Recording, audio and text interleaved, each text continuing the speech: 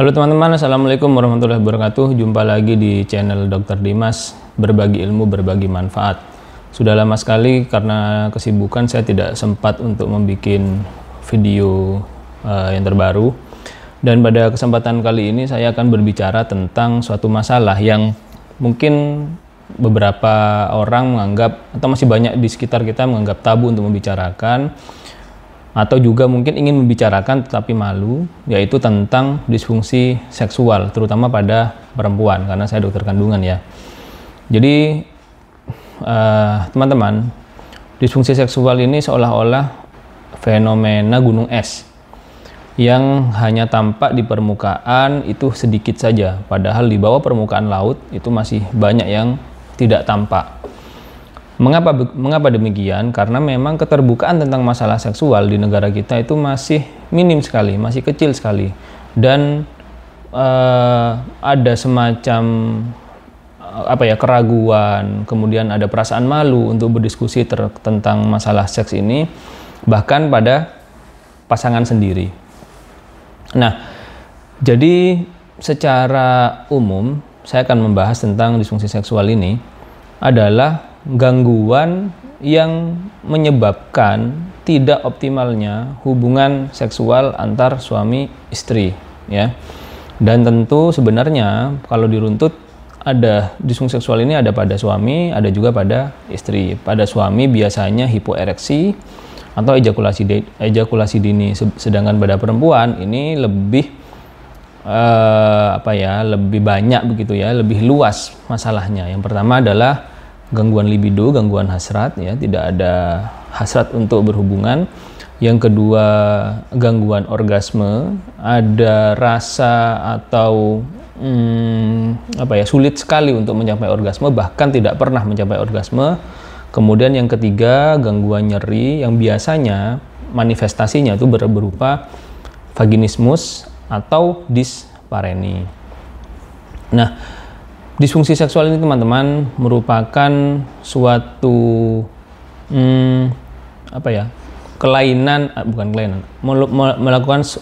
merupakan suatu gangguan yang secara klinis itu terkadang sulit sekali untuk dievaluasi atau didiagnosis, karena pada disfungsi seksual ini terkadang tidak terjadi masalah secara fisik, artinya tidak ada gangguan bentukan organ, tapi ada gangguan masalah psikis. Nah, ini yang menjadi tantangan untuk dokter kandungan.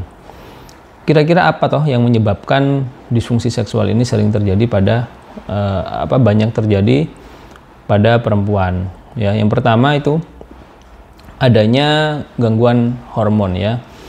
Kita tahu bersama bahwa hormon perempuan itu ada estrogen dan progesteron, dan juga ada sedikit hormon androgen yang membangkitkan libido.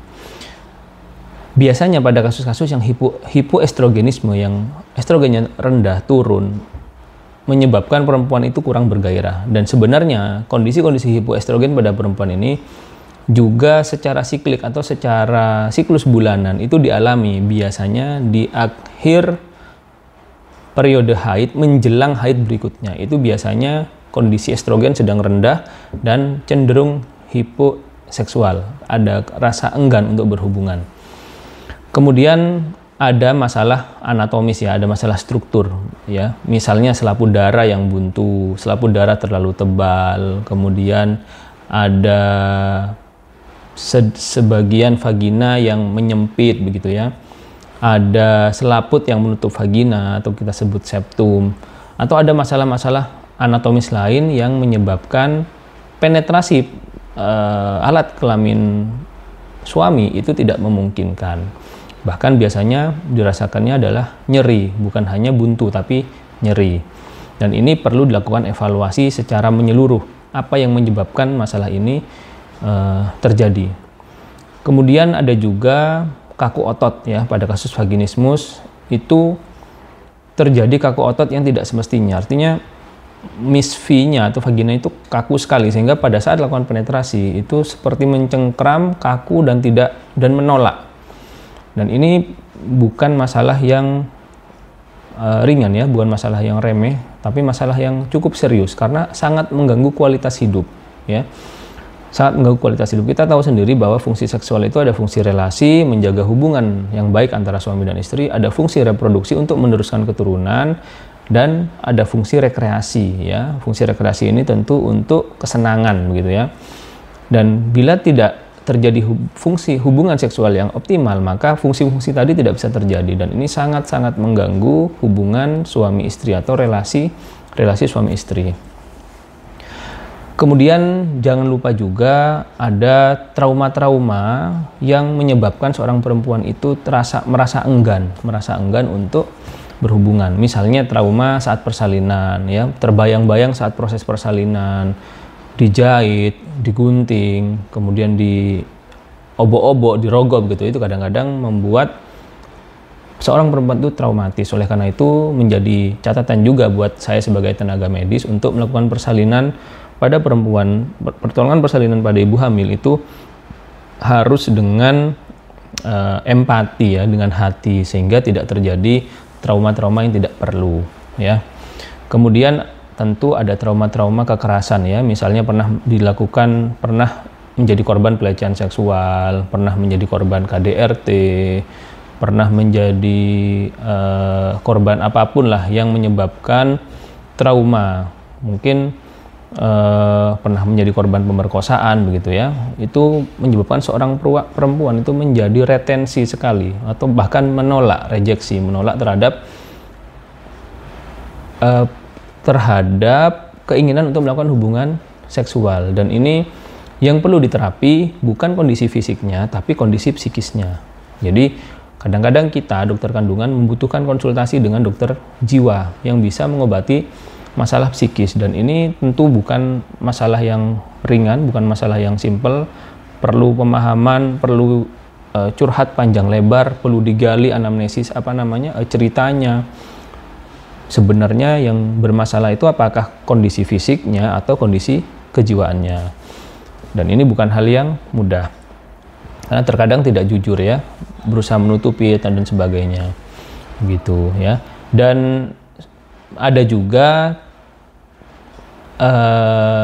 tidak cinta dengan pasangan. Nah, masalah tidak cinta dengan pasangan ini cukup rumit juga ya, karena misalnya dijodohkan gitu ya, yang tidak ada chemistry sama sekali, kemudian ya tidak bisa terjadi hubungan seksual seperti yang diinginkan ya, karena wanita itu memandang seks itu harus melibatkan cinta ya, harus melibatkan emosi, harus melibatkan simpati dan empati, sehingga dia bisa larut, bisa luruh, bisa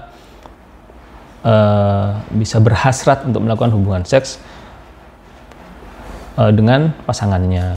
Untuk mendapatkan kepuasan seksual perlu proses yang cukup banyak, cukup panjang, yang secara emosional dia perlu dilibatkan, dia perlu diperhatikan sehingga bisa muncul gairah.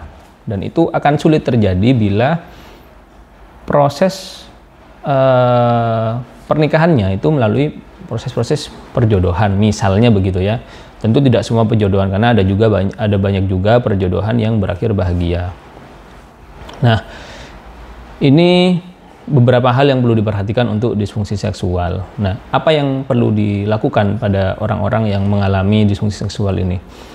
Minimal harus konsultasi ke dokter kandungan ya. Nanti dokter kandungan akan melakukan pemeriksaan dasar dulu. Yang bermasalah itu apakah struktur organnya atau masalah kejiwaannya. Kalau dokter kandungan umum, SPOG umum tidak bisa mengatasi, biasanya akan dikonsultasikan ke dokter SPOG yang memiliki atensi khusus terhadap kasus ini, yaitu konsultan uroginekologi dan rekonstruksi. Kemudian bila memang diperlukan treatment atau terapi terkait kejiwaannya, biasanya akan juga dikonsultasikan dengan psikiatris ya, dokter yang mengurusi masalah kejiwaan. Tentu yang kita butuhkan, yang dokter kandungan butuhkan untuk masalah ini adalah keterbukaan, kejujuran. Yang sebenarnya jadi masalah itu apa? tidak perlu ragu, tidak perlu sungkan ya untuk ke dokter, karena harus menceritakan yang sebenar-benarnya sehingga poin utama dari masalah seksual ini bisa dihadapi. Apakah memang pure karena masalah struktur, karena masalah kelainan organ, atau ada masalah lain. Dan tentu ini juga perlu diseimbangkan dengan fungsi seksual seorang pasangan laki-lakinya ya. Apakah ada masalah juga atau tidak ada masalah ya. Jadi ajakan saya adalah ayo konsultasikan bila memang ada masalah-masalah disfungsi seksual. Jangan dipendam, jangan ditahan-tahan. Saya pernah mendapati sudah menikah 15 tahun, gagal penetrasi, gagal dispareni, gagal hubungan ya, karena dispareni, karena vaginismus, karena nyeri. Tetapi menunggu hingga bertahan selama itu, kadang-kadang saya nggak habis pikir, kok bisa begitu ya. Jadi misalnya sudah mulai ada keluhan, diskusikan, rembukkan dengan pasangan, kemudian konsultasikan. Karena kalau tidak begitu, masalah itu tidak akan terpecahkan, dan ini sangat mengganggu relasi, sangat mengganggu hubungan, sangat mengganggu hubungan kualitas hidup suami istri. Bagaimanapun indahnya pernikahan itu ya salah satunya adalah kita diberi anugerah untuk menikmati hubungan seksual itu, dan itu harus kita manfaatkan gitu ya. Seperti saya bilang kan tadi ada 3, ada fungsi relasi, fungsi reproduksi, dan ada fungsi rekreasi. Baik, saya rasa itu untuk video kali ini, mudah-mudahan bermanfaat. Terima kasih sudah menyimak.